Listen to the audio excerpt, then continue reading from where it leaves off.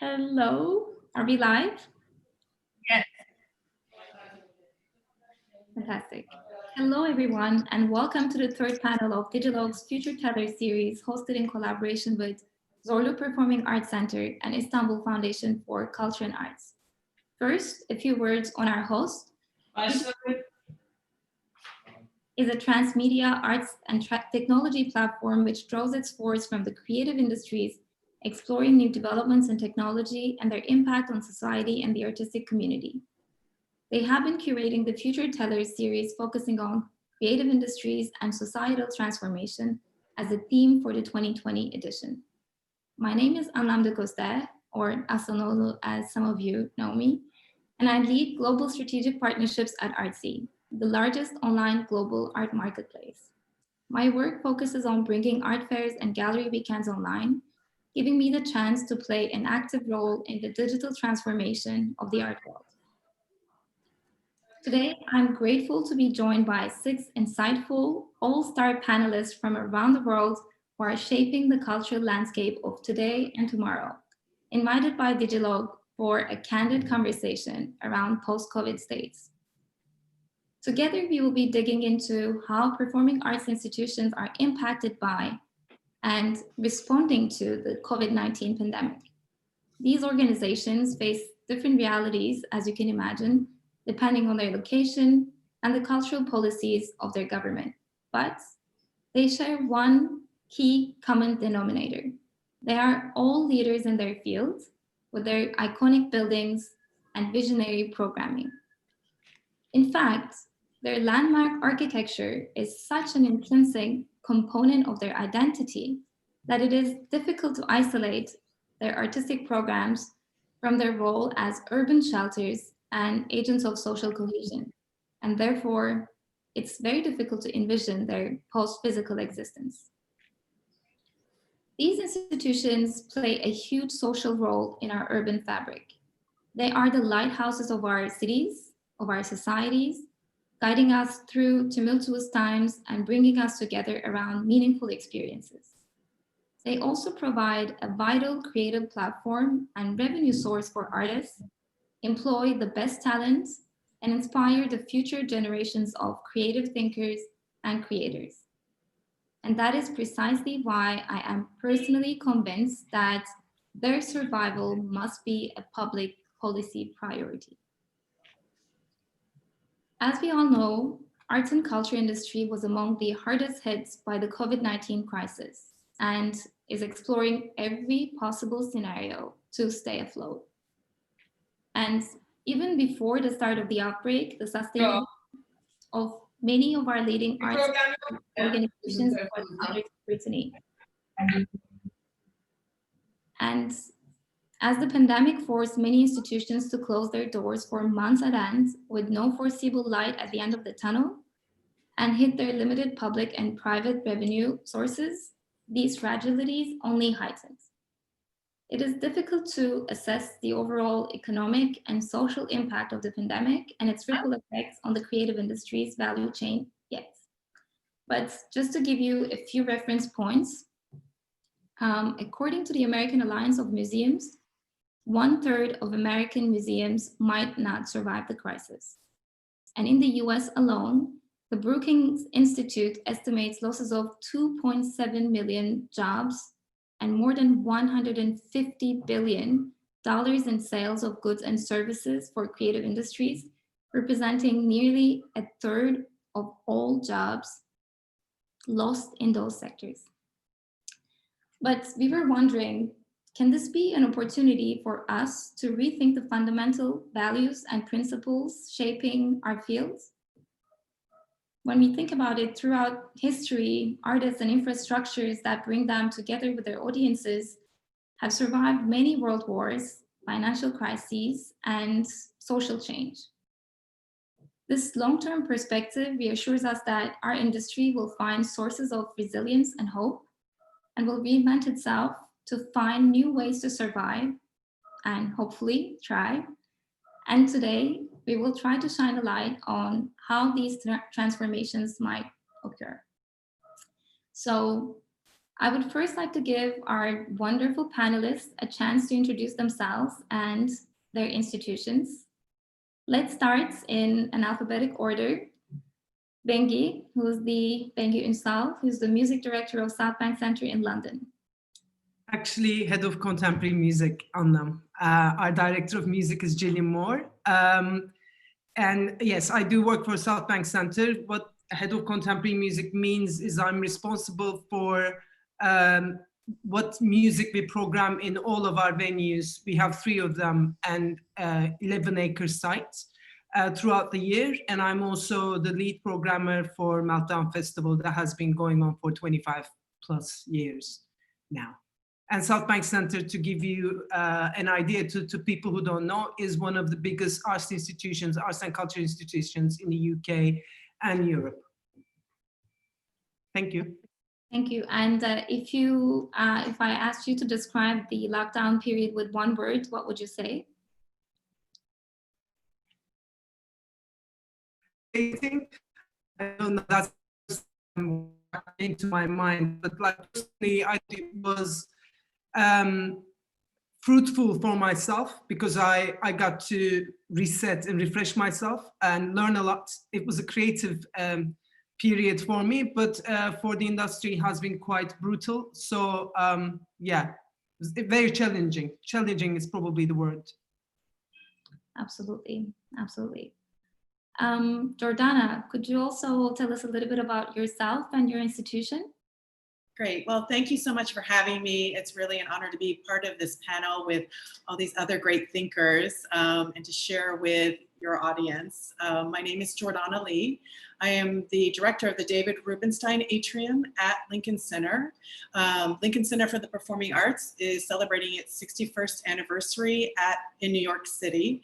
And we host 11 organizations at Lincoln Center. So we host everything from the New York Philharmonic, the Opera, Juilliard, and I work for Lincoln Center for the Performing Arts. We have, and I think, you know, is it about a little bit about what has changed in the last few months? We've really looked about how we can be reactive and supportive of our community and how we've moved everything to a virtual reality like everyone else, but still thinking about how our core community needs to be supported, especially now more than ever. And so that has influenced everything we've been doing and will continue to influence what we do even after this COVID world. Absolutely. Thank you so much for joining us, Jordana. Leonora, could you please also introduce yourself and the Barbican? Hi, everybody. It's a great honor to be here, as indeed Jordana said too. I'm Leo Thompson. I'm interim artistic director at the Barbican Center. The Barbican was another in the UK, a major art centre in the UK, in London, came out of the post-Second World War dream, but took rather longer to build than the Southbank Centre. So only opened in the 80s, but is a, you know, extraordinary brutalist, but utopian sort of feeling art centre. It consists of one very large concert hall, one large-scale theatre, 3 cinemas, 2 galleries, and a lot of other things that go around, including a rather wonderful library. I actually started 1 week after we closed. So I live in Cardiff actually, so I was going to in Wales. So I was going to sort of do a sort of weekly commute every few days. So I've only been to the centre once since lockdown commenced. We are in a very lucky position in that, and we'll talk about funding later, but we're funded by the City of London Corporation. So we actually have been able to start reopening, and we reopened our gallery, our main gallery, from the middle of July, our conservatory, rather extraordinary conservatory that we have for free from then too, and we've just opened our second gallery and our first cinema. But performing arts will take a lot longer to come back. And I suppose lockdown and COVID is just, well, for the sector, as Bengi said, in the UK, it's disastrous. I think in music, I think our Creative Industries Federation think that 57% of jobs will go in theatre, probably 60% of revenue, and just, you know, really, really crucifying. But for me in lockdown, it's been extremely busy. I do another job as well, part-time, and so I've had an exceptionally busy lockdown with no time to do all the things that other people have done, like bake sourdough bread and all this kind of stuff. But boy, have I wanted to. Thank you. Well, thank you so much. And it must have been a surreal experience to start a job when the university was closed and you were remote. It's completely astonishing. Nils, would you like to also introduce yourselves and Elbphilharmonie in Hamburg? Yes, of course. A big hello from Hamburg, from the Elbphilharmonie Hamburg. My name is Nils Hansen, and I'm the Director of Operations and Productions here in the house.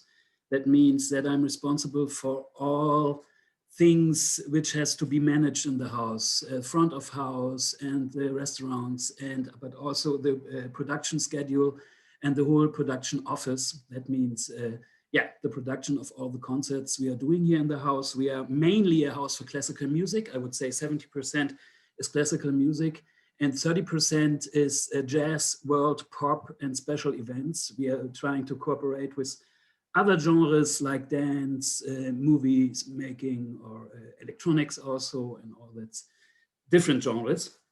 We started, I think we are the youngest house here in this round. We are started 3.5 years ago with a big success. Before the house was really a big scandal in the house, but this is own theme yet now and would take too long.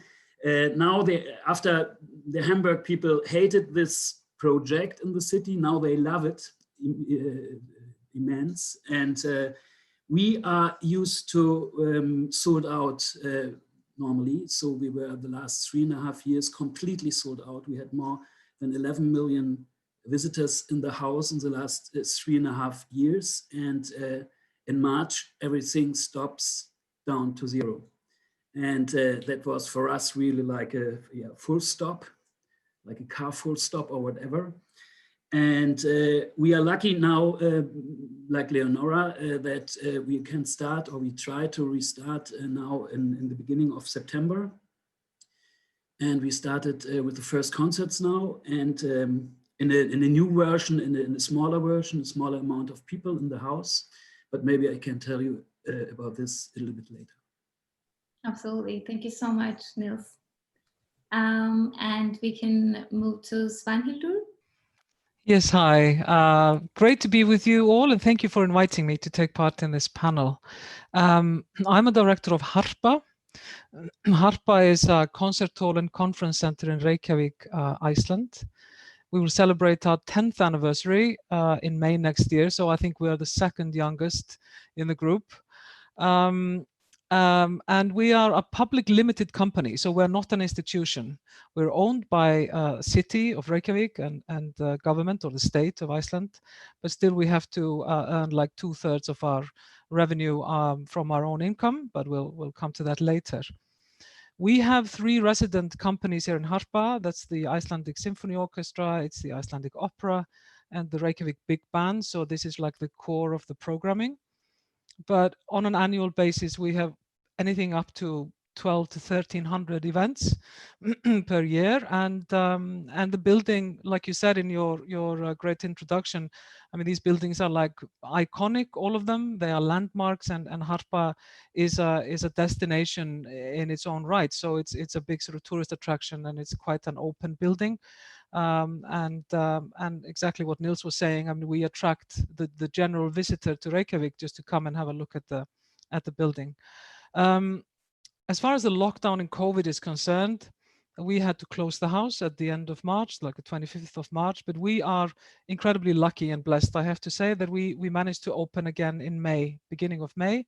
That's when we started to roll out the sort of programming and the events. We had fantastic 6 to 8 weeks in the summer, but unfortunately then we had the second wave and we had to not close down again, but we had to sort of really cut down on the events. We are now gradually going back, have gone up to 200. So per sort of space. But I guess we'll come back to that when we address some of the issues. So yes, I think that's sort of the brief introduction. Well, thank you so much, and thanks for joining us. And we will finish the round of introductions with Thomas Welsh, who represents, I believe, the oldest institution in the panel. Tom? Oh, is that right? Greetings from Cleveland, Ohio, in the United States. I'm Tom Welsh, the Director of Performing Arts at the Cleveland Museum of Art. And the answer to that question is the museum is now about 104 years old. It is one of the great encyclopedic museums in the United States, built around the same time as the other great ones in New York and Boston and Philadelphia and Chicago.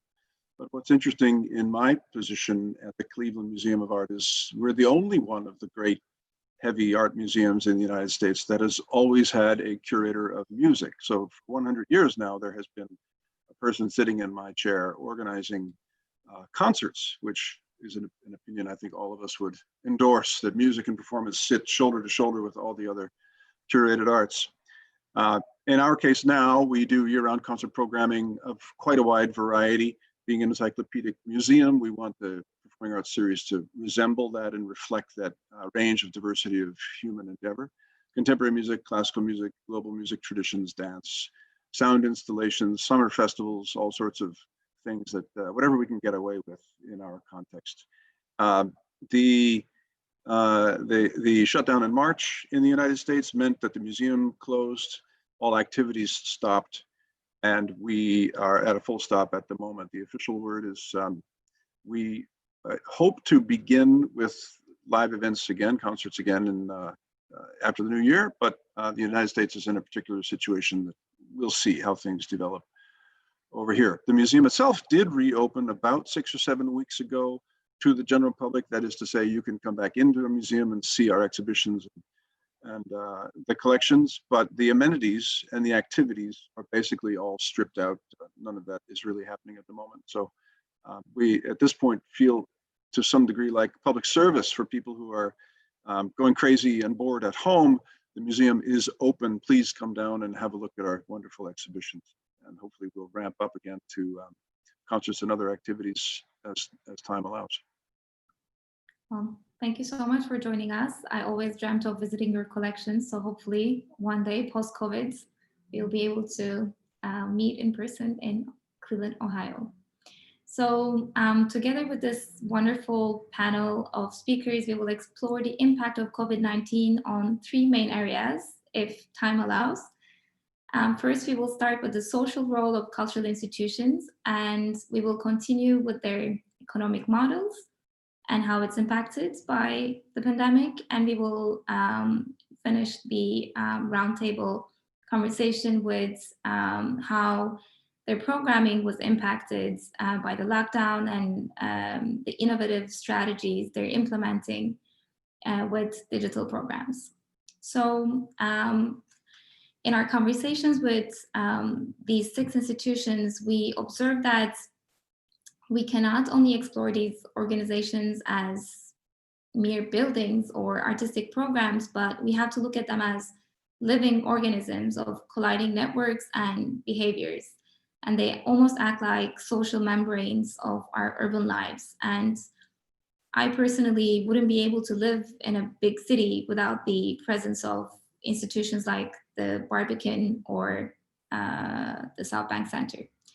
So our metropolises would lose vital urban shelters in the absence of institutions like yours. But obviously the question is, how can we ensure their survival?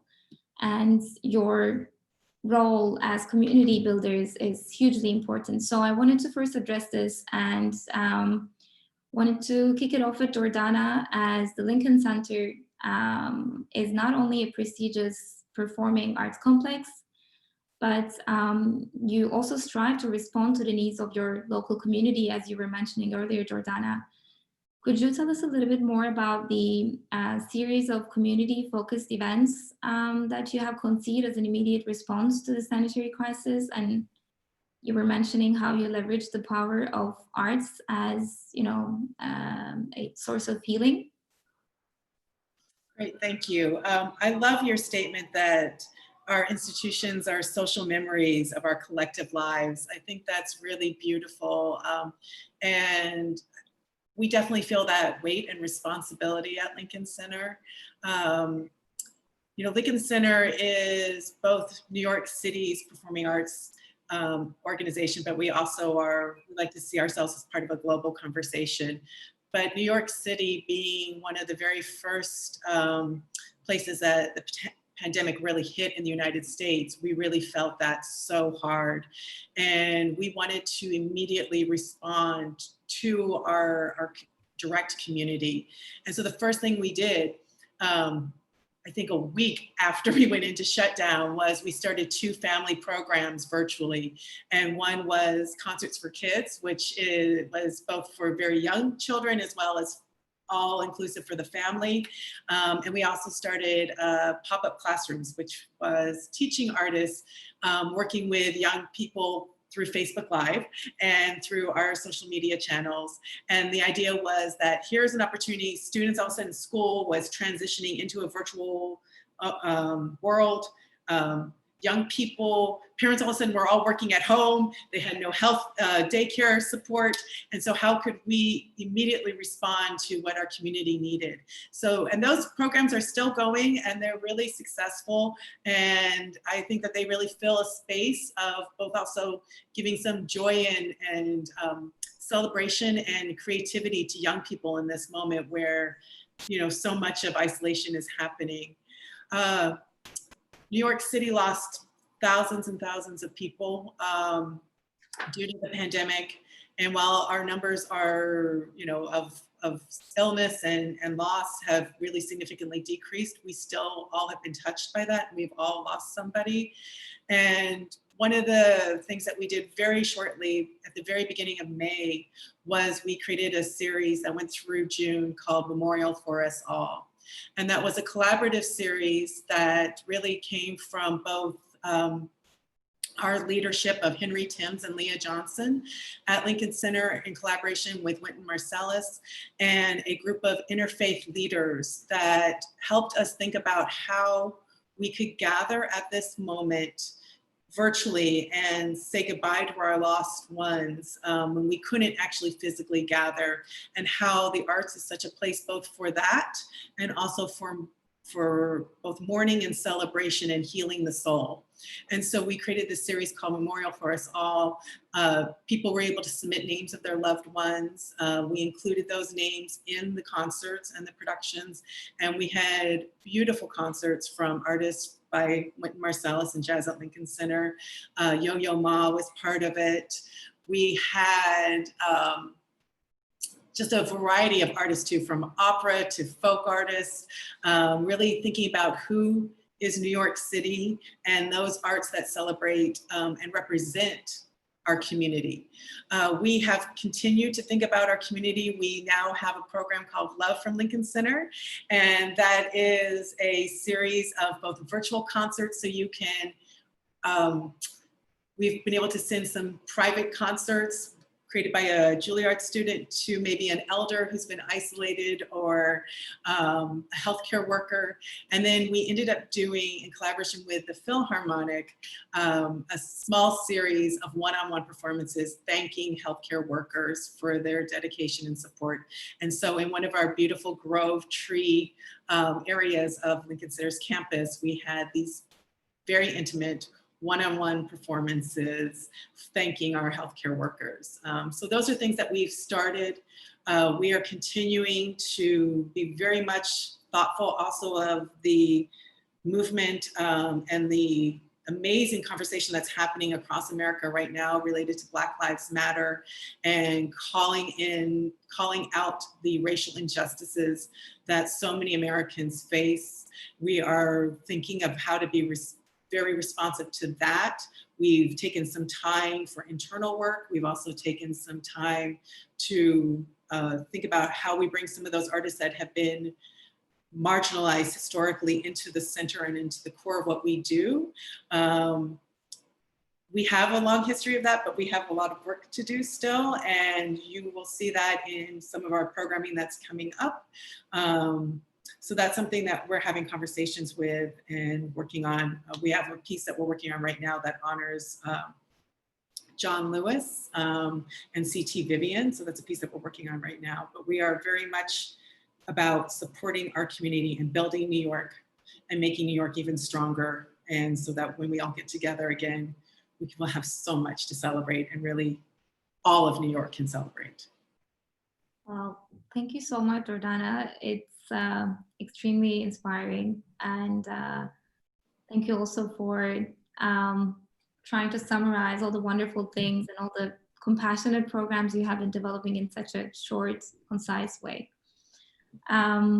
Thank you. And I wanted to continue with Bengi and the Southbank Center, because I know that she shares similar sensibilities around Southbank Center's crucial role as in the urban fabric as a space open for all.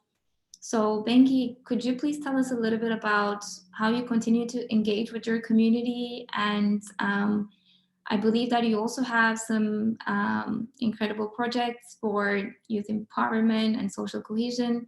Could you tell us a little bit about that? Yes, sure. As you say, Southbank is definitely a living organism, in my opinion, because I've moved to London about 4.5 years ago, and the first thing that I noticed when I came to Southbank was it opens at 10 a.m. It goes up until the midnight. It's open 364 days the whole year, basically, except for Christmas Day. And it's always full with people. People just line up and wait for the center to open. They use it as their working space, their living room. They come with their kids. They have lunches there. It's a community, in a way. It's not just an art center, but it's a community center. And it's Southbank is like 5th most visited site in London. It has an enormous footfall. So when we had to close our doors on the 17th of March, like 6 months ago, it has had a huge impact on the relationship with our communities, with the artists. So unfortunately, we cannot open our venues because we can't afford to open our venues. So it has been quite drastic for us. So the moment we had to close, we started doing digital engagements with our audiences, and we start sending out letters of recommendations, what every other institution was doing. And we were saying, trying to shine a light on and amplify the messages maybe some of the other communities didn't have so much chance to, because we have a huge database and audience. So we have been giving recommendations to our audiences digitally, but we did other things because not everything is digital. And that we did our creative learning department is an amazing department, and they do amazing work, and they will be doing even more amazing work once we open up. The plans are really great, but what they have done is a great project, I feel, because not everybody has access to digital means, especially the elder people who are isolated all around the UK. They created this program called Art by Post, and they did free creative activity booklets that was posted to their homes for whoever wanted them. So, and they also kept on doing workshops on the phone for people with dementia, which I find very, very inspirational as a normal audience member as well. And in terms of arts and how we make it accessible, unfortunately, we announced a line of digital concerts, which we can talk about later, but we also opened Hayward Gallery quite recently. So Among the Trees exhibitions was on for 3 weeks or so when we had to close our doors, and it's an amazing, amazing exhibition. So we opened it and it's now sold out every day. We have audiences coming in through our doors, which makes us really happy and makes the site again lively again. And we recently also started a new exhibition, outdoor exhibition, dedicated to the nation's key workers called Everyday Heroes. And it's an outdoor exhibition. We're using 11 acres of the site everywhere. So when you go to Southbank right now, you can see that exhibition as well. But you're right, like we need to focus on what we can do to make sure our local communities keep on benefiting from Southbank Center, how the artist communities, the people that we work with, the talents, benefit from Southbank Center, how we can keep on nurturing them. But there's so much we can do at the moment, and we're trying to do our best in the current situation and looking forward to being alive again.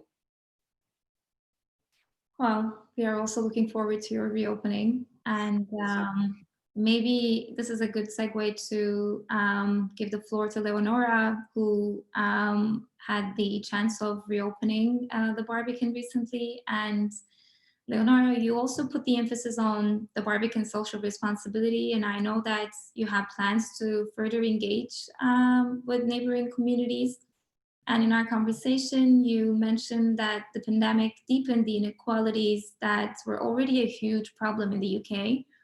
As we all know, after years of austerity policies, Brexit, social and racial injustice. I was wondering if you can share your views on how we can expect the Barbican civic role being transformed moving forward. Of course. I mean, I really believe that the spotlight that has been shone on inequalities in the UK because of the build-up of 12 years of austerity, the whole divisiveness over Brexit, and then COVID itself, and the Black Lives Matter reignition of the Black Lives Matter movement has been a serious moment for us to sort of pause and think what we are there for. And we are not, it's not going to be a massive shift. We're not going to stop programming brilliant orchestras, fantastic contemporary music, putting exciting exhibitions on the gallery. But we really are taking pause to think how our civic role can increase.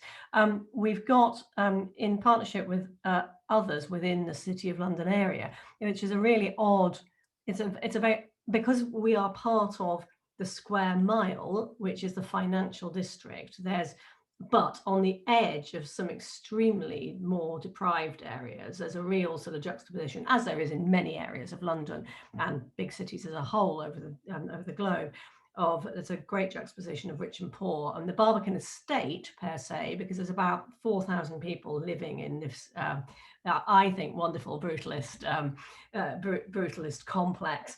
That is generally a well-off, privileged estate. So, and we do have a responsibility, of course, to those residents, but actually we look outside very much. A lot of our work, our external work, goes on in East London, in some of the less advantaged boroughs.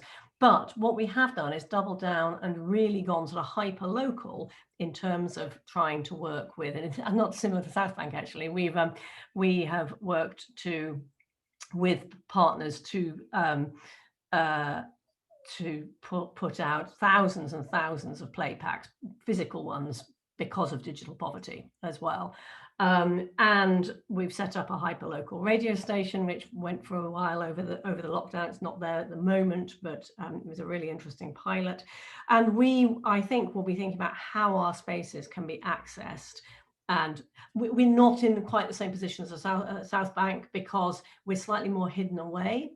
And we don't have that massive footfall, which we're so envious of the Southbank for having.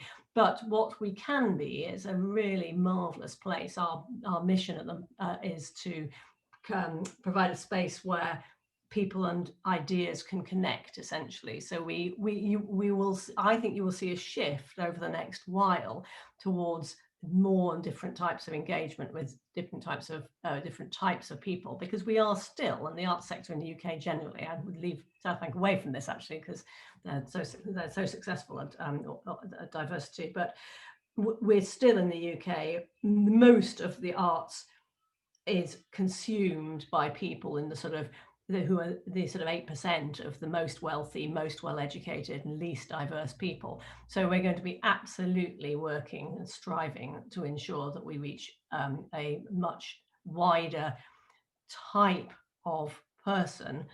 And I think the work we've done during lockdown is actually beginning to connect us much better into our local community. We're just about, in the next couple of weeks, going to, because we're opening gradually, and it's been wonderful. The take-up has been wonderful of our main exhibitions, and people are so grateful, as I think Nils was saying, to sort of get. So it was Thomas actually was saying to get out and to do something, even if it is socially distanced. But we will absolutely see we'll explore how we can change our program in order to really give more people a platform and to give our local communities much more access and invite them in and welcome them rather than just assuming that they will come in. So I could go on, but yeah. Well, thank you so much. And I have to say, I was quite grateful because the Barbican was the first arts venue I have visited after the lockdown in London, and it was a really marvelous experience to be back. Thank you. I wanted to continue with Svanhildur and Harpa, actually, because Harpa's foyer also used to play the role of an urban square pre-COVID, and it is also open to all. And Svanhildur, could you tell us a little bit about how the pandemic had a huge impact on your relationship with the city dwellers, but also the many tourists that used to visit your site pre-COVID, and how are you planning to adapt to this new reality? Sure. I think I should start by just mentioning that even though we had to close the building for like 5 weeks or something, like I mentioned earlier, from the end of March until the 7th of May, Iceland really never had the kind of lockdown some of you guys have had. So it's not like the sort of whole society was shut down and people couldn't go out unless they went for food shopping or whatever. So we have not had that, thankfully, that serious situation. But it's interesting, and I find that I mean these few months are teaching us such a lot, and there are so many incredibly valuable lessons in all this. And one lesson, because you mentioned the foyer and the sort of ground floor of Harpa, and we have something like 2 million visits a year, like I mentioned earlier. What we discovered, we should have known this before, but it just became so blatantly obvious, was that the great majority of these visitors were tourists. So we were not really getting the local community to organically come into the building unless there was an organized event. Of course, there were exceptions, but we are not like the Southbank Center, for example, by any means. And so when sort of tourism disappeared, it really was devastating for the sort of services in the foyer. We have restaurants that we are not operating ourselves, or shops and whatever, and tourist services, and they basically have more or less all gone by now, most of them. They couldn't sort of cope through this, even though tourism came back, for a while there in June, July into August. Now it's quite difficult because both there is a sort of double testing on the border, and in our neighboring countries, things are so difficult that people are not really traveling. So this was an eye-opener for us, and it's really making us, we're changing our strategy for the future, for the next steps. And we are now in the process of basically selecting partners for the ground floor, and also working on our sort of programming emphasis for the coming months or years. And a big part of that is saying, okay, well, at its core, it needs to really service and the local community, number one. So it's not just the organized events, it's the building as a whole needs to be this magnet and have a reason for the local community to come in. So I think this was a great lesson for us. In terms of the other parts of the question that you asked originally, we did, like I think all of you guys and most venues that I know of, we tried to obviously continue to be relevant. So we brought harpa to people into their homes. We did this through digital content, through streaming, in collaboration with the Symphony Orchestra, and we did this through a really extensive collaboration with the National Broadcasting Service, and this was both in linear sort of programming, which was really helping the older, the more vulnerable, the people that were really shut up in nursing homes. So this was something that we worked on with them, and we basically turned the part of the building into a television studio or radio studios. And the other group that we really, I think, managed to reach, and I think that's another very valuable thing, is the sort of young people of the age of, let's say, 12 to 16, something like that. This is a group that has been missing in a way.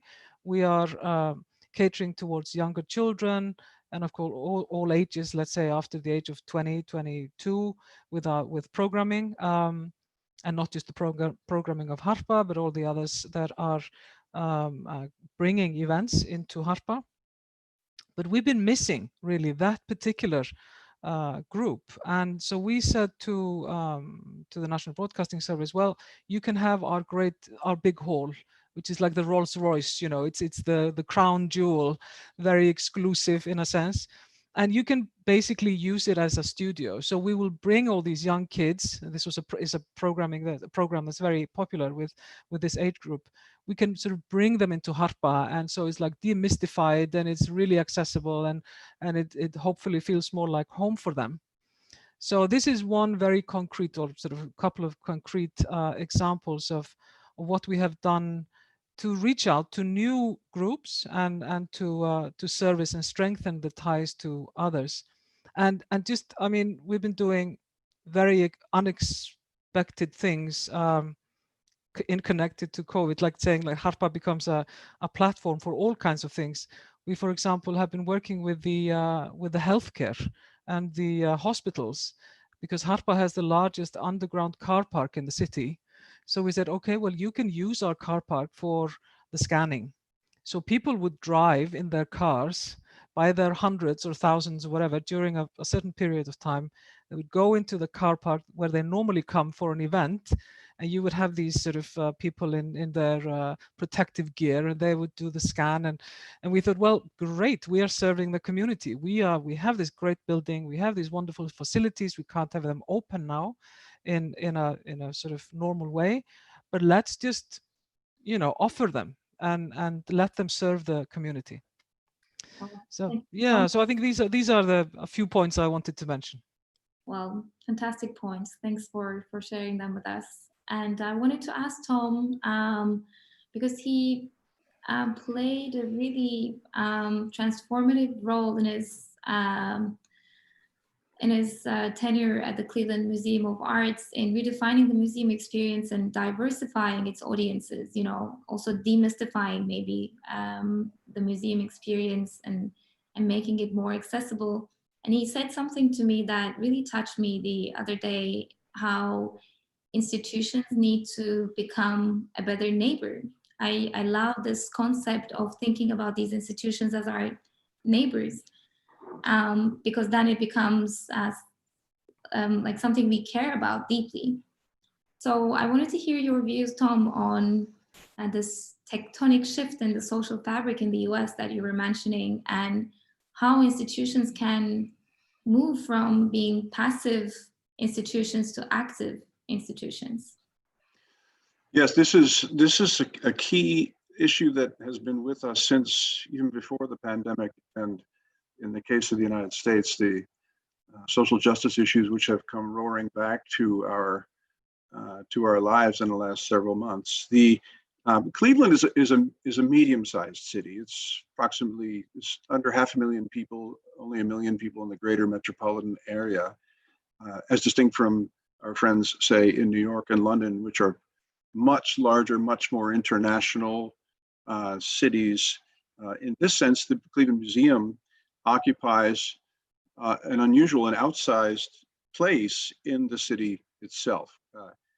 And since we went through a renovation and expansion with Raffaele Vignoli architecture about 10 years ago, we now have an enormous and quite beautiful campus with outdoor gardens and a very large interior atrium space, which serves as a public gathering space, as our friends in London were mentioning. And this is a place that people just come down and hang out all day. Even if you don't go through the galleries, you are welcome to use the Wi-Fi and drink the coffee and sit there all day long and make this a center of your social life in your life in the city of Cleveland. And for that, we've been quite proud to be the convening place. I should mention also the Cleveland Museum of Art is free. So at any day, you can walk in and out as you wish. This is different than many other major museums in the United States, which will ask you for substantial amounts of money to come in. But this means that people behave differently in and around our place. And then there's the historical perspective, where museums maybe 50 years ago had a very different attitude about their work and their position in communities, where the doors were basically open and that was it. Today, we don't want to behave like that. We can't afford to behave like that. I think that the compelling features of the Cleveland Museum of Art is it's an extremely active museum. It's not passive. We have a dynamic staff and suite of programs and all sorts of things that happen, not least of which is the Performing Arts Series, but many, many other things. So when the pandemic hit us in the third week of March and shut it down, this is a big loss to our immediate neighbors, the city and the region. A place that is perhaps the premier public gathering place is no longer available. It's been quite painful, actually, because what comes out of these serendipitous occasions of hanging out in the Cleveland Museum of Art is you learn just by osmosis all these other wonderful things are happening on the collections and the people and so forth. We've been forced, obviously, like everybody else, to pivot. The word of the year is pivot, to offering what we do to the best that we can in this, these yellow boxes that we're living in now. And it's been exciting and challenging and fun and mixed results, of course, but the programs, the interactions with families and children, the dialogues, the artists on screen, all of this, we found a new footing, discovered where maybe some of our shortcomings have been, and trying to quickly catch up with other things. And we can talk about this when we get to digital initiatives, about how I see it in terms of music and performance. But this role of being a good neighbor and a change, positive change, is something that we take very seriously and has been sort of painful as we have had to shift so rapidly and suddenly. There is this extra dimension, which I'm sure Jordana and I can talk about in great detail, in the United States, of the tearing of the social fabric of what's happened in the last 6 months. Of course, it's been cumulative for years, but this also impacts our thinking to really double down and be good neighbors and express the need and desire to offer an enormous diversity of voices in artists and communities and in neighborhoods in the work that we do. Thank you so much. Thank you, Tom, for underlining the importance of thinking about this in your programming. And because we are dangerously running short of time, I wanted to move to our second chapter of our conversation and give our audience some context into the management and programming decisions your institutions are faced with. So I would like to ask each of our panelists to specify their organization's funding model, as it will help us have a better sense of different operating models around the world. And I wanted to start with Nils, as you are among the lucky few to have secure funding through the city of Hamburg and have a long experience in dealing with uncertainties thanks to the rather tumultuous construction period of Philharmonie. And you were also one of the first venues to be able to open your halls after 5 months, although at limited capacity due to social distancing measures. And I was wondering if this new model is financially viable to you?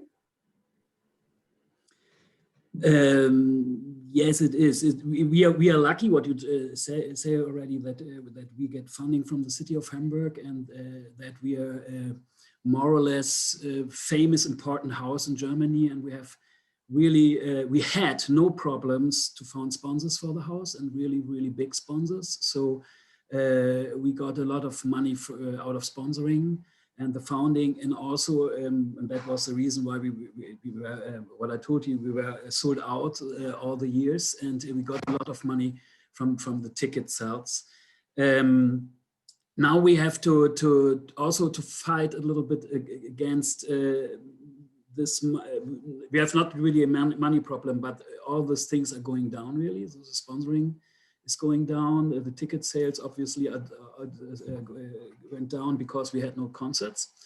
And but I think this is suffering on a high level in our house, because we are not in a trouble or something like this. And this was also our concept in this 4 months, 5 months where we closed, that we thought a lot about the people which has no income anymore, our freelance artists, and which are sitting on the street and having no fees anymore and nothing. And we, yes, after first 2-3 weeks, we were thinking about it and have to structure ourselves how we handle this situation, that we had artists behind us which are getting no money anymore. And then we launched a fund here, and which helps artists. The artists could apply for missing fees. And in the end, the fund had an amount of over 1 million euros. And so we gave a lot of money to a lot of different artists. And this was our thing first. We are thinking also about our audience, but it's really important to think about also the artists behind it. Yes, and that was the situation in the last months. And now we're starting back, we are coming back to business. The concerts which we are doing in the moment, we can do it only with 600 people. So the big venue has normally 2,100 people, visitors in the hall. And as you can imagine, this is not enough money to bring the costs back for us.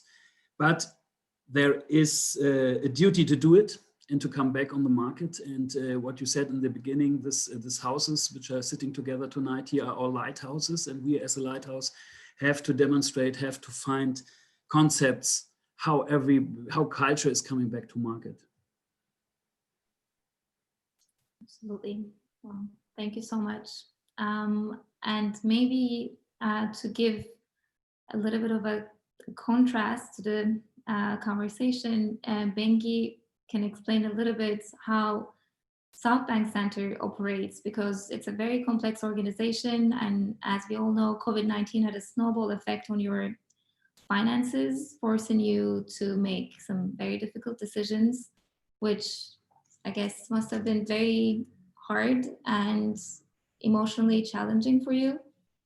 Could you give us a brief synopsis of your funding model and its particular challenges or maybe opportunities in this difficult time?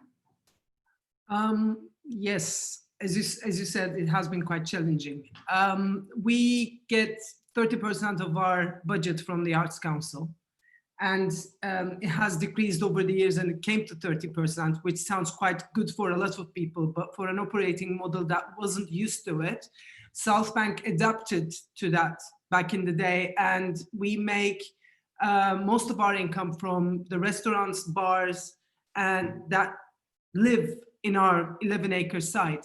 So we thought that was adapting to those times, but with COVID, over just like one night and until now, we've lost 60% of our income. And we think it will be by April, when we hope to reopen again, it will be in total 25 million pounds that we have lost. And it has a drastic effect on our finances and our operating model, unfortunately. And as you said, we had to make some really difficult decisions to survive. There's a 1.5 billion emergency fund that is being that we applied to, but we don't know if we're gonna. Of course, that's for everyone. We don't know how much money we will be getting from there. What will the when we will have it, and how we can basically use it to survive. But we desperately need money to survive, to stay afloat. But we're also looking at our operating model and how we can be agile and how we can adapt to changes, because we don't know when we're gonna actually be able to open as well. So yes, I mean, there might be some opportunities in this, but in terms of finances, I can't see anything right now.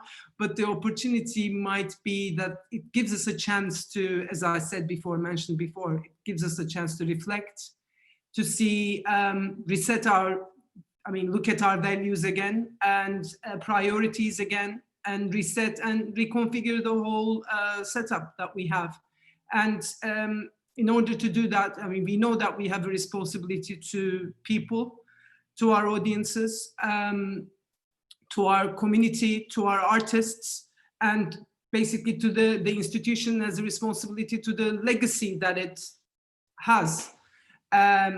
And Southbank is a really important institution for the UK, and we have to keep it that way. And but we had an artistic statement. We reinstated the values that we believe in going forward, and we know that we can't go back to normal, and we need to democratize arts as much as we can. It's a very important point. We need to expand the diversity of the board, the decision-making ones, and we have to expand the diversity of our audiences and the artists. We were in a very good place, and I'm proud to be part of Southbank Center in that sense, who hired me as a person of color or an ethnically diverse person to a very important position in its institution. But I think we need to start there, and we need to grow and make it even bigger and better. I don't know if I've answered your question. But. Yeah, absolutely. I mean, this is definitely a topic I wish we could develop on and, you know, discuss further. But for the sake of time, and maybe to give another point of view from another London institution, I wanted to ask Leonora, who had the opportunity to have continuous support from the City of London to cover their losses throughout this difficult periods. Because she actually mentioned that the portion of the city's funding has decreased from 60% to 40% in the last decade, similar to the decline in the Arts Council funding for the Southbank Center. So I wanted to ask, what are the challenges ahead for you, Leonora?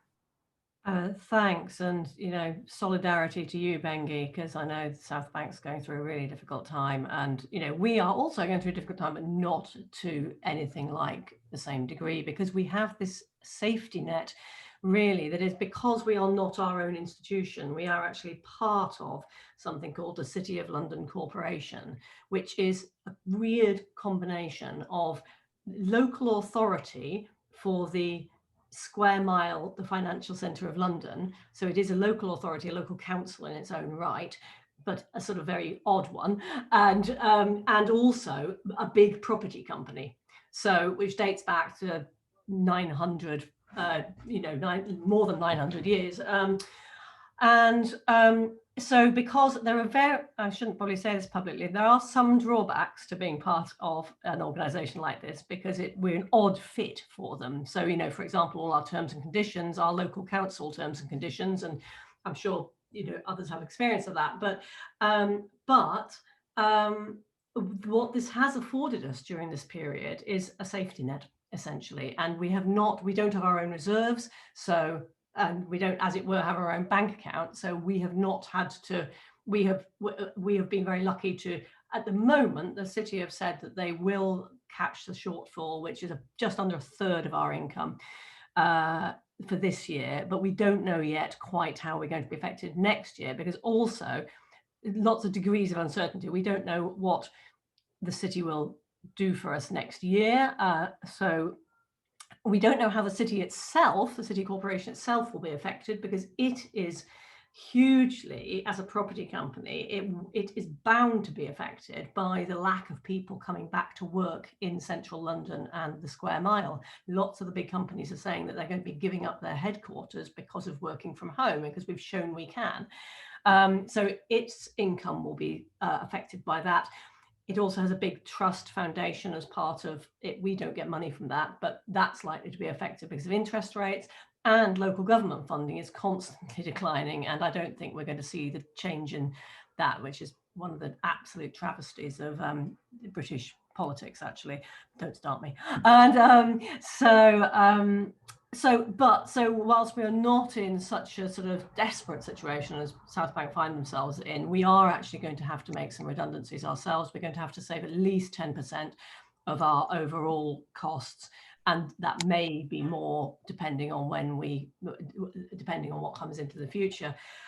So we are looking at that at the moment. We have, yes, switched over the past 10 years. We used to get 60% of our funding from the city corporation and 40% earned income through mostly through box office, some through catering. Catering is not one of our strengths, I would say, at the Barbican, and a lot of our income through commercial events too, conferencing and those kind of things. I have a feeling that we're going to see a change in the balance there. We're also going to have to, and I know this is something which Southbank have gone through, we are definitely going to have to think very carefully, and we're already doing this, about where the risk sits in our programming. So we will probably go to a slightly more rental focused model rather than, which we already very much, our theatre program, for example, is a carefully curated but still made up of a lot of commercial rentals, but it's sort of it's carefully curated to be people. A lot of the commercial producers want to come to us because of the international program that we also have in the theatre. So we will see a shift in that without a doubt. At the same time, I am also wanting to resource more greatly, but some of the work that we're doing around inequalities, the work that will bring in the people we were talking about. I lost my train of thought, I realized, in my last answer. We're actually going to open up our entire ground floor foyer now to local communities when we can get to that point, when we can do so. And so for anything from, play groups to yoga classes to education. So I want to invest in some of those issues which will make us more democratic as well. And I'm just having the initial conversations with some of our arts heads around what this might mean to some of our programming, but that's a funding model. Thank you so much, Leonora. I wanted to also ask Jordana, as she needs to leave us unfortunately quickly, to explain how their funding model works, because obviously there's a big difference between continental Europe, the UK, and the US, where the Lincoln Center relies mainly on a strong network of loyal donors and corporate sponsors. So do you think you can continue to rely on your private supporters through this uncertain period, Jordana? Yes, thank you. And I'm so sorry, I'm actually have to run to another meeting. As I think Leonora said, we work all the time now. So it's trying to fit everything in together. But yes, I mean, Lincoln Center, like all arts organizations, have been hit by this pandemic, and for the exact same reasons of lack of rental, ticket sales, theater, restaurants, all of that. We have some great supporters who continue to support us.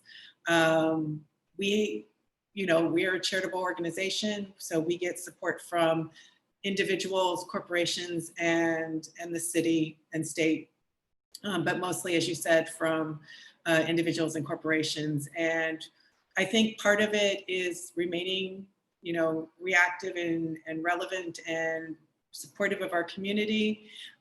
Supporting artists is so important. Anytime we've done anything, we've always made sure that we were paying artists and making sure that they were, at the center of what we do, because we can't do anything without them.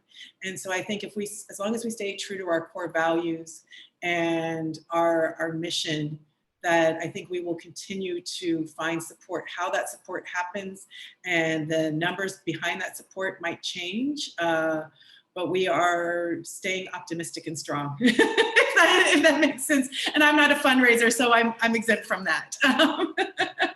And on that note, I do have to leave, and I'm so sorry, but it's been such a pleasure to hear from you all, and really an honor to be part of this conversation. Thank you. Thank you for joining us, Jordana, and for sharing your experiences with us. Thanks so much. Thank you. And maybe we can continue with Tom and with the US perspective and the funding model behind the Cleveland Museum of Art, but also I wanted to discuss a little bit about if a sustainable model can emerge for performing arts institutions and museums by adopting a more nimble structure. Tom, what's your view on that? Those are the big questions right there. The funding structure of an art museum, or this art museum, naturally relies on a generous mix of private donations, endowments that were set up quite some time ago, earned income, variety of streams. Now, of course, the earned income piece is dropped immediately to zero. There's still some membership support that comes in. And I think the answer to that question of how's it going to work will rely very heavily on the commitments to the very generous donors, and there are many, many of them who feel strongly, I'm sure this is true, who feel strongly the role and the importance of the museum in this community and in the field will, I'm sure that generosity will be unshaken. It may change a little bit in the near term over time, depending on people's personal circumstances. We expect that, we're preparing for that. And probably the immediate outcome will be a little bit of retraction in programs and other things. This is all anticipated, perfectly natural, and happening to institutions all around us. As we know, as you mentioned at the top of the hour, that quite a number of museums in the United States are confronted with out and out failure. So we're all living on the spectrum somewhere, surviving and then figuring out how to thrive beyond that. In terms of perhaps moving more actively towards what do we say, financially sustainable concert programming, well, this is the challenge in our field. In general, we are not a commercial house. We're doing fine arts programming that otherwise would never be available or exist at all in this region. So that the first compelling motivation to do what we do is not financial, to be blunt. It's not profit making. It is about access to global traditions and ideas and what's going on in the world to make Cleveland a very cosmopolitan place and have access. In many ways, in every way, we are the window to the larger world. And there are other houses in Cleveland that take care of strictly commercial work that's driven by bottom lines and bottom lines only. But we, like everybody in this conversation, have kind of a complex formula of why we do the things that we do. There will be pressure. I think, as Leo mentions, that likely the desire to pick up more rentals and find some way to kind of hedge some of these bets and more radical things that we might try to do, or more less predictable things, is going to be the way of the future. Well, thank you so much. I wish the income of your members and of your communities wasn't as affected, so we could actually think about ways to fundraise directly from your community to keep all of you guys afloat, especially for countries where public support is not available. I did want to mention that we don't get city funding from Hamburg over here either, but we would welcome that if Niels wanted to weigh in. Maybe Niels can pitch this idea to the city of Hamburg. But as we are actually behind schedule, I wanted to kind of combine this question with the programming challenges ahead and the digital strategies that you are implementing to find new revenue sources, because obviously everything is tied together. So maybe Svanhildur, you can tell us a little bit about how you're making up for the losses after losing 2 million of visitors, and you were saying how important it is for you to keep on going. So could you tell us how you are able to find survival strategies at this time? Well, this is really the question, isn't it? I'm afraid I haven't got the answer for you for that one. I should say, I mentioned at the beginning, we're a public limited company owned by city and state, so we get like just under 30% of our funding from those parties. But ironically, they sort of take it back, or at least the city does, because we have to pay property tax of Harpa. That is like 80% perhaps of the public funding. So I know it's crazy. I could talk all day about that, but I'm not going to go further into that. It's such an absolutely unusual, to be polite, model for operating a concert hall. Suffice to say that we have got a bond on Nasdaq. I think we are even more complicated than Hamburg when it comes to these things. But I mean, what we're facing now, just to answer or address your question directly, is that our forecast for the end of the year is something like 70% down of our initial plans for rentals or for income from programming and rentals. In total, something like 50% down of our total annual income. This is the forecast for this year. And to be honest, I mean, we can't foresee that this will pick up to become anywhere near to normal in the next couple of years at least. And I think that's an optimistic thing to say. I think 3 years is probably more like it, because one thing is, you know, to be able to physically hold the events. The other thing is that COVID has impacted all our communities to such a degree, even in Iceland, where we have been incredibly lucky, that people are losing their jobs. So there is like less spending power. You know, the concert organizers and promoters, they are going bust, they're going under. Artists are basically, they've been out of, they haven't had any revenue, any income for 6 months now, and they might have just gone into doing other things almost. So the whole sort of market, the whole economy has shrunken so significantly that I think it will take a long time to recover from it. And we are, what we have done, since the 1st of April, everyone in Harpa has gone into sort of just a percentage of their normal working hours. Everyone has taken a pay cut. We've had to let people go. And we've just cut down every cost that we can imagine, while at the same time we need to move forward and we need to think about the future and generate new business and find ways to, as I said, keep the house open and to be relevant, to be ahead in Iceland for at least. In just, it's psychologically important, just like it is economically, to keep going, you know, and create a reason to meet and find ways to work around the limitations that we are facing because of COVID. But to be really honest, I can't see at the moment the magic solution to our loss of revenues. No one has found the digital, you know, income stream that really makes a difference. I think we're all working with some sort of hybrid, some sort of pay-per-view and all that. It's a drop in the ocean, you know, to be honest. So let's talk again in like 3 months or something, and maybe we'll have the answer for you. Or it'd be great to hear from the colleagues there, and maybe they have the answer.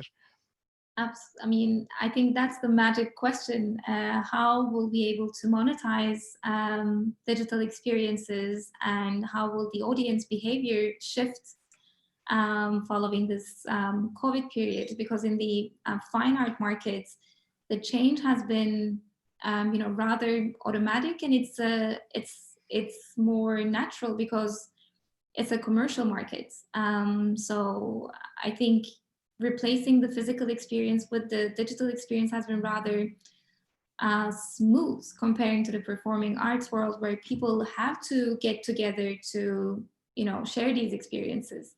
So I wanted to ask maybe Bengi about her strategies of monetization and programming to cope with the current challenges. And maybe you can mention, Bengi, your new Inside Out art broadcast series. Yes, I mean, I was gonna ask, I don't know the gross numbers for Björk concerts at Harpa, but I thought they were sold out like 4 nights in a row. And something like that. They were, and they were supposed to be in August, and then they were moved to September, and now they're January. So Yeah, fingers crossed. let's see. I mean, unfortunately, we can't do socially distant physical events. So for us, at the moment, it's not a hybrid. But I do believe, although what we do best as Southbank Center and as the live music industry as well, it's actually getting people together and connecting them with the utmost, most amazing art. That is what we do, and that cannot be replaced with the digital. I don't think so, but I do believe in the power of hybrid, personally, events, and I do believe that digital has also holds the opportunities of democratizing it, giving access to people who normally doesn't have access to these kind of arts. But unfortunately, because of the we don't know when everything is going to be back. The promoters are holding on to their events still because they hope that it can happen. So nobody has money to invest in the digital. But the people who has invested in 1 or 2 events, I think they are actually seeing some returns. Like 35,000 people watched the Nick Cave concert from Alexandra Palace, grossed $700,000 on one concert. And they're monetizing it with an album, with a film release. So there is, I think, money to be made if you can do it in the right way. But these will be, of course, one-off things. But it's a time for disruption. It's a time for innovation.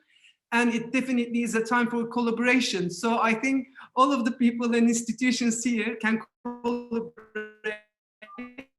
Barbican and us being in the same city, but still I think we can collaborate to bring and to do things and just give it to other people. I mean, I don't have the answer as well. We'll learn as we go ahead, and it's going to be a really, really even more challenging time when the furlough scheme ends, when people don't have any money, when people keep on losing their jobs. And I just hope that we have another job, we have a job next year, this time, and we will be able to bring art, keep on bringing art and music to people. Well, I certainly want to believe in the future of hybrid as well, because 15 years ago, no one believed in streaming. No one believed in, Spotify. And everyone was saying that the music industry is dying, but, the music industry found other ways to survive. So let's hope that, starting with this group of, wonderful thinkers, we will find new ways to collaborate and bring artists together with their audiences in the future. Due to popular demand, we can actually go until past. We have been given the green light. I'm so sorry. I don't want to take anybody's time, but I didn't say anything about Inside Out, just to let you know that it's happening without any audiences. And it's happening thanks to our partners, the associate and resident orchestras that we have, and we have quite a lot of amazing literature events as well, and we're going to announce another lineup of artists. So whoever is interested, please do check Southbank Center's website, because it's going to be quite an awesome lineup of artists from September the 17th until the end of December. Amazing. Sorry to take the time. No, are you charging access to Inside Out? Some of them, yeah, mostly, yes. Because I think the free economy doesn't work. Somebody is paying. If you're not paying the artist is paying for their time. So we have to, I don't believe in the economics of the free, sorry. And to your point about investing in digital, maybe the Barbican can tell us about how they got some city funding to enhance their digital offering and adopted a blended content strategy, Leo? Yeah, so we're in experimental phase 2. And whilst immediately we shut down all we said nobody's got any budgets, because of course we had to pull in our horns too.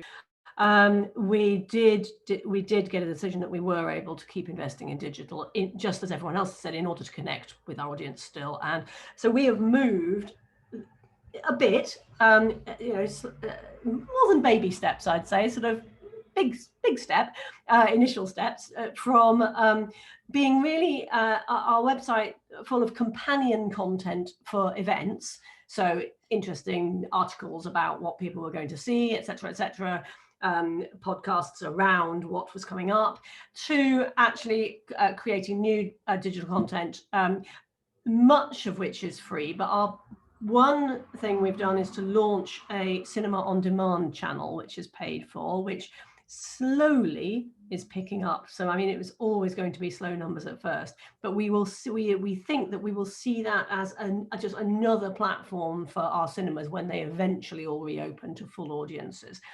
So that is definitely a change that we would not have managed to do had COVID. It just somehow COVID has enabled us to do certain things.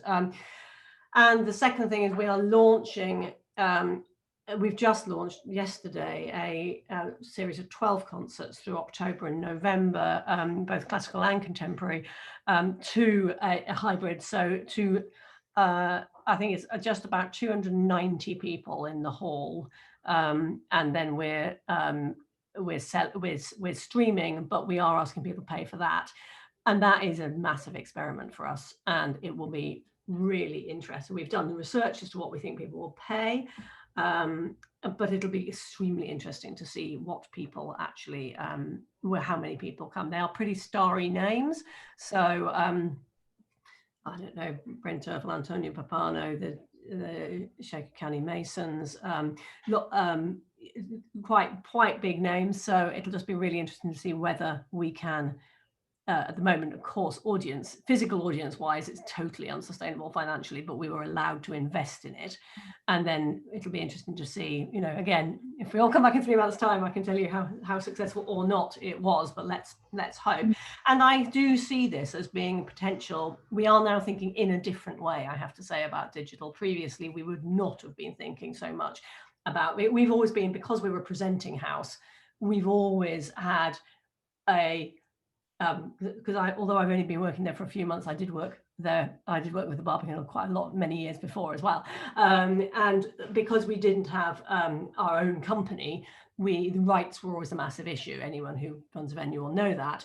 And I think we're going to be taking a different approach to that and doing some judicious sort of contracting so that we can stream more to build a global presence potentially as well. So, but of course, you know, I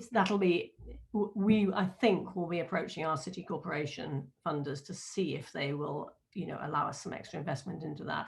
We don't know, but that is definitely the place that we're going. And we're also doing some theatre work digitally as well. We're trialing a really small, literally sort of almost one-to-one called Ghost experience called Ghostlight, which we will also stream later this year as well. So in interesting times to that extent. We're all learning, but yeah, don't know quite how to turn it.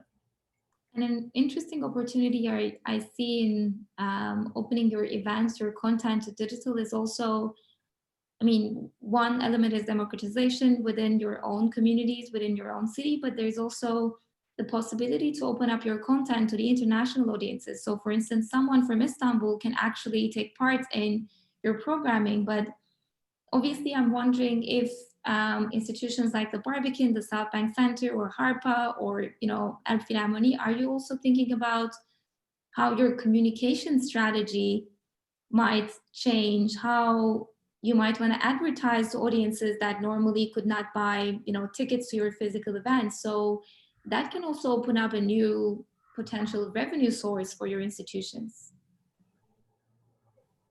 May I just also say, Annam, it also includes, it also changes our the way we look at our audiences. Normally, yeah, because it's not just how global it is or how international it is and how we should be connecting with them, but because it's digital and because it's hybrid and it's a different kind of a media, we have to also think about who will be seeing that content now, who will be yearning for it. So it will change our audiences, maybe to a younger audience, where to see that. Interesting experiments. And as a contrast, I wanted to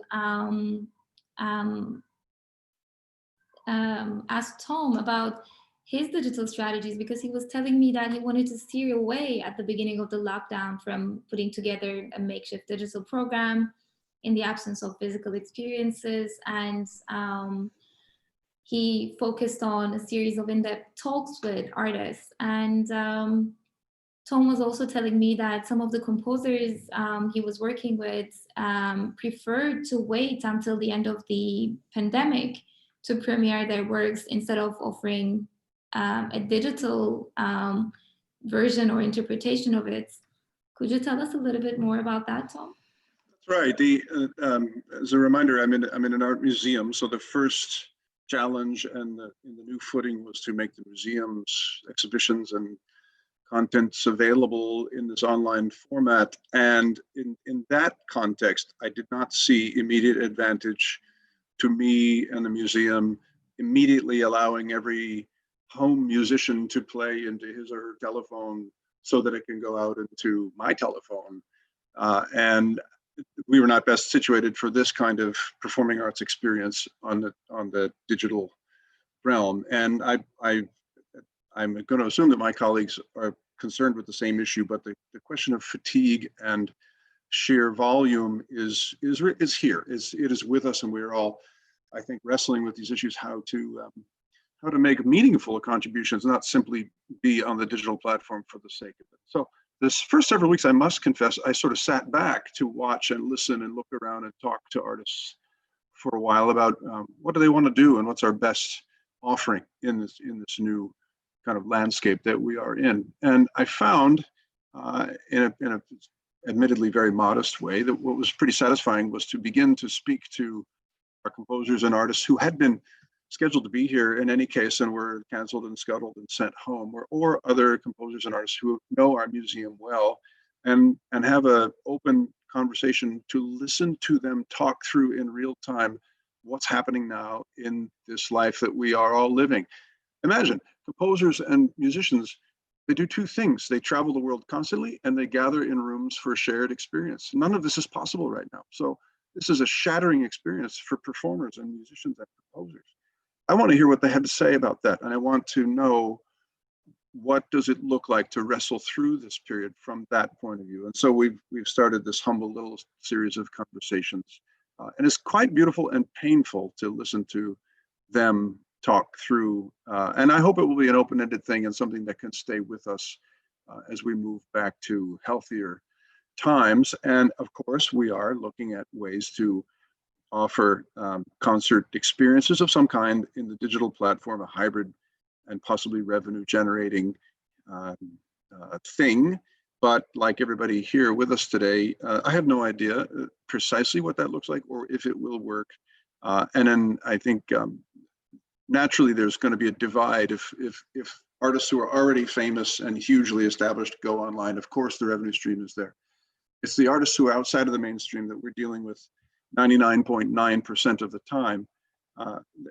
Where do they find their footing in an extremely noisy environment in this digital virtual world? So these are the questions for me, and I want meaningful contributions. And also to say one last thought is that 2 years from now, hopefully everything will be healthy, clean, and moving forward in a positive way. And I want to be able to look back and say that the work that we allowed these artists to do in this time still resonates and still has some viability and didn't look like me playing my trombone into a telephone for you. And you look back and say, boy, Tom, you were terrible back then.